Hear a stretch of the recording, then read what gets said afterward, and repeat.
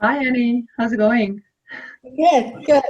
Yeah, I want to follow up with you since our meeting yesterday. Yeah, let's tell everyone again what you do, right?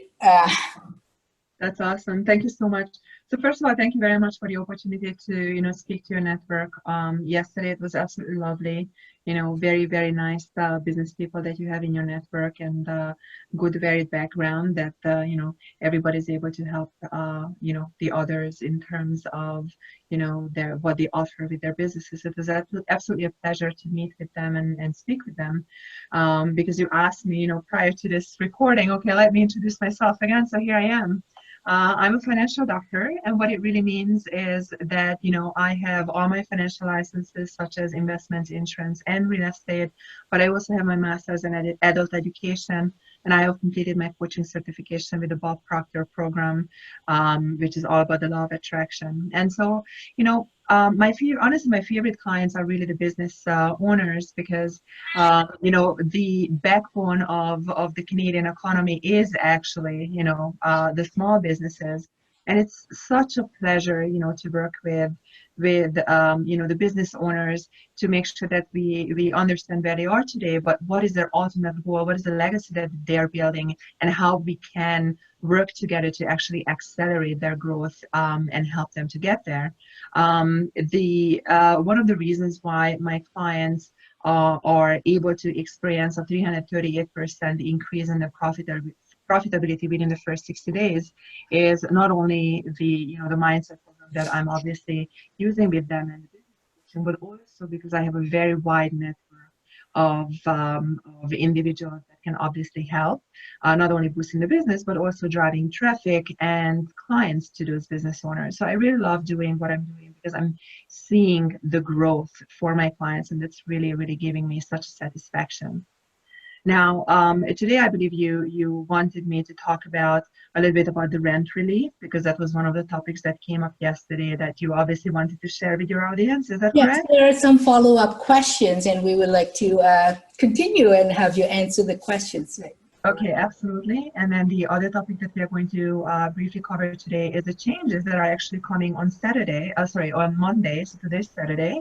So it's coming on Monday, just in 2 days. There's some relief again for some businesses going to happen in Ontario. So let's talk about the rent relief first. So as you might have heard about, Trudeau's announcement last Friday, the government wanted to put out a program to help small business owners with their rent because I know that the $2,000 that is a governmental subsidy program right now for individuals to replace their income is great, but again, business owners who have a lease agreement, they still need to pay the rent. So that $2,000 is obviously not helping them as much as it should when there is an ongoing negative power, which is the rent that they need to pay, even though they are unable to utilize those premises. So the rent relief program goes like this: the commercial landlord who owns the property is able to take a 50% forgivable loan from the government to cover the rent that the tenant would be paying. And then the tenant only needs to pay 25% of the regular monthly rent. So basically, they don't need to pay 75% of it, only 25. And the government is giving a forgivable loan, meaning they don't, the commercial landlord does not need to pay back to the government to get that 50%. We need to understand that there are some stipulations.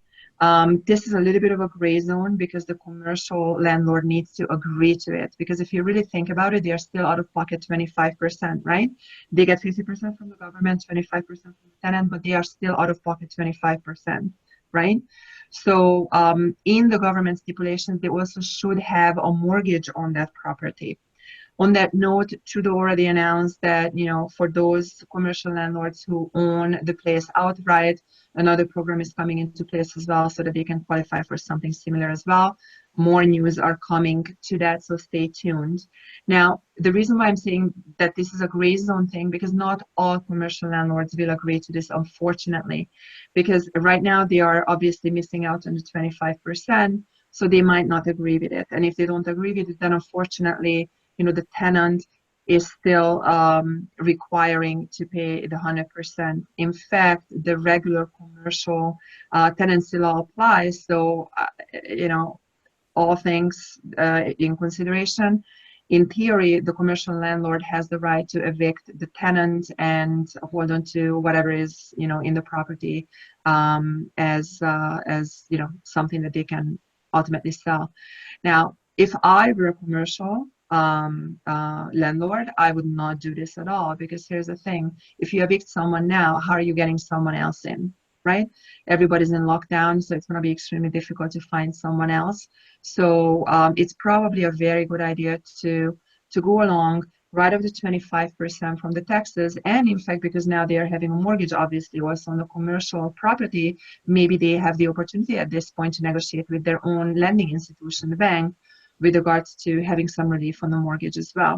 So it's a gray zone in terms of that really the commercial landlord needs to agree to it, but if it does, then it can really, really help everyone. So that's one of the topics right there. And as I mentioned, for those commercial landlords who own the property outright, something similar will be coming in the coming days. It's already on the governmental website, so stay tuned. The other topic we wanted to cover is what is the news that is coming on Monday. And the good news story is that it appears that the COVID curve is going down in Ontario. Awesome, really good. And that's why the Ontario government started to implement phase 1 of the opening of the lockdown. So phase 1 means that there are now more businesses are considered essential and can start operating as of just past midnight Monday morning. And some of the businesses are, for instance, landscaping businesses, home childcares up to 6 children. I need to peek a little bit, so I have more information on this. Then we have security services for residences, businesses, and other properties. Obviously, the vehicle repairs are there as well by appointment only. There are additional building projects are now allowed again to pick up, because that there was a stop unless it was specifically for healthcare institutions, but now they said that other building projects can actually other construction projects can actually take on as well. Shipping, logistics, telecommunication, the digital infrastructure, the improved delivery of goods and services, municipal projects, and then also, for instance, for colleges and universities, the dorms are again okay. Veterinary services. So those of you who have obviously fur children, this is probably a good news story that these are again opening up as well. What is it that you said open again? The last one. So the veterinary services for the health and vet care of animals and farm animals and so on.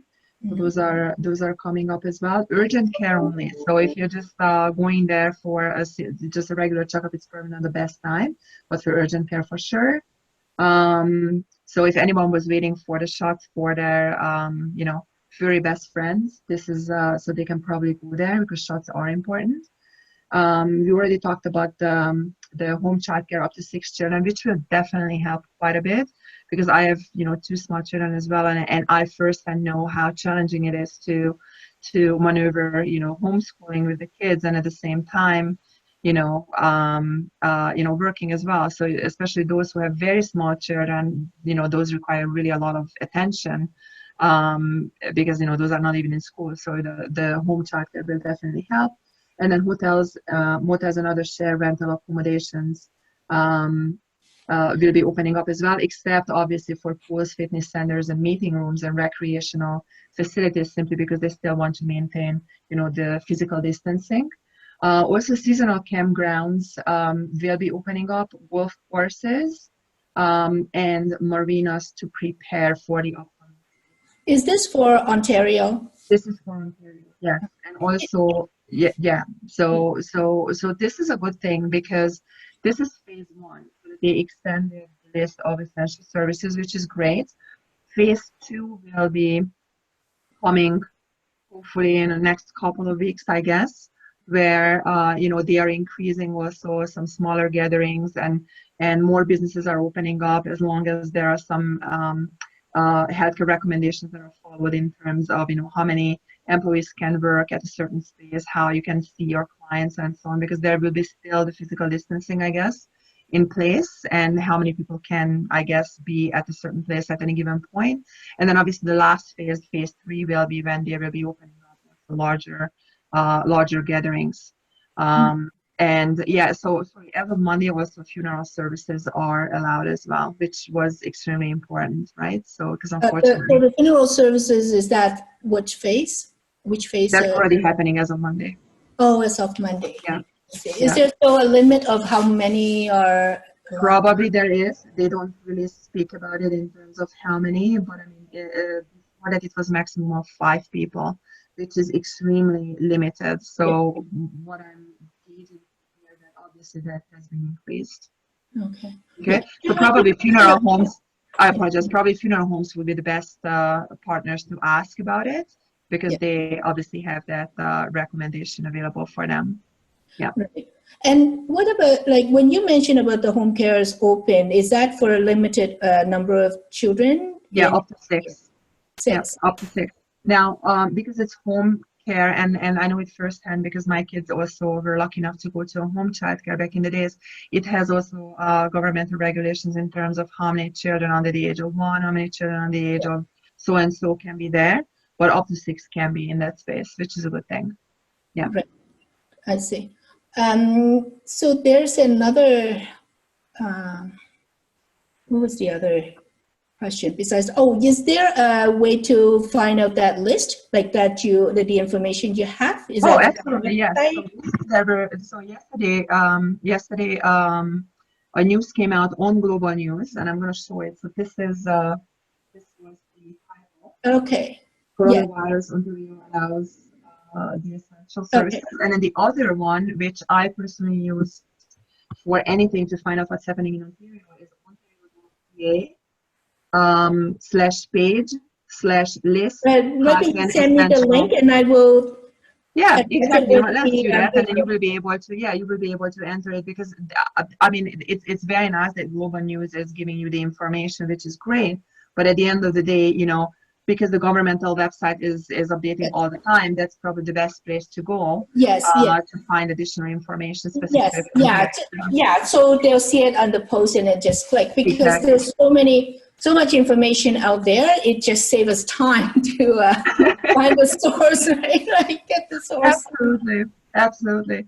But I'm going to be honest with you. These are the good news stories. So this is what people should be sharing, and I'm making a point of it, of sharing these stories, because this is finally helping us to anticipate. Okay, what is coming next? When can the majority of business people go back to work, and how you prepare and how you get the interim, right? So, and it's all about the planning, right? As long as you know what you're dealing with, then you're able to plan for it. So, is this a guideline from the province? Does the municipality, do they have the choice of limited? No, they don't have override. Yeah. No. Okay. Yeah. I'm gonna be honest with you. I spoke with many people, and this was very much needed. This is very much needed at this point. Both the rent relief as well as the loosening up a little bit the lockdown. Obviously in a safe way. So that was very important to keep it in a safe way, because especially the business owners, the small business owners, were suffering quite a bit. So. And knowing that 98% of all businesses in Canada are small to mid-sized businesses, like you can't possibly wreck the economy to the point where maybe 20 to 40% of the small business owners would need to close shop by August if nothing happens, right? So I guess the governments, both the federal as well as the provincial, are really assessing the situation, both on the healthcare side as well as on the economy side, to make sure that they are matching them in such a way that it's safe, but B, it's also helping the economy and helping ultimately the business owners as well as their clients. Yes. Thank you. You're welcome. So if anyone wants to find out more, feel free to look at, Eni's information, Eni's blog. And I happen to be Eni as well, so you're welcome to follow me on Facebook. My name is Eni Oszlai. It's spelled Eni, last name Oszlai. And you're also welcome to call me any given time. My cell phone is pretty much all the time with me unless I'm going to bed. So it's 416-543-6127, 416-543-6127. Thank you. Thank you. And also we are just started in May that we're running this Voice Your Concern or Offer a Solution. And the topic we have is like trick and tips for small business owners. And we have just ran one yesterday on May 1st. So the next one is going to be May 15, Friday, 10 in the morning. So join us then. Absolutely looking forward to seeing you again, and have an absolutely fabulous day. Thank you. Thank you.